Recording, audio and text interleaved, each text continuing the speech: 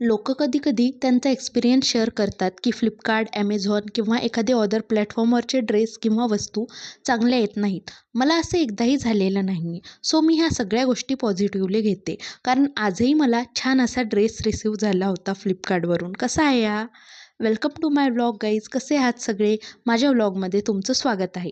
आजचं माझं रुटीन म्हणजे छोट्या-छोट्या गोष्टी ब्लिंकिटवरून मागवणं नको वाटतं. पण मी आज ते ट्राय केलं आणि हा माझा पहिलाच एक्सपिरियन्स छान होता. आज स्वयंपाकात केली होती वांग्याची भाजी.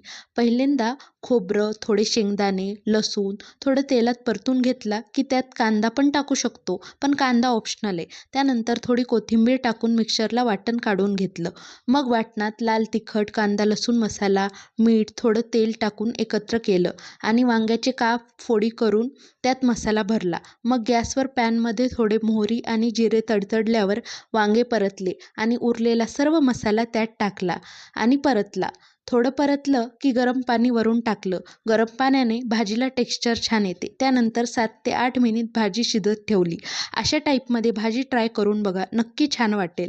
आणि शेवटी जेवण असं काहीसं होतं. मस्त जेवण केलं आणि तुमच्या पद्धतीने तुम्ही वांग्याची भाजी कशी करता तेही कमेंट्समध्ये सांगा. भेटू नेक्स्ट व्लॉगमध्ये. Bye bye.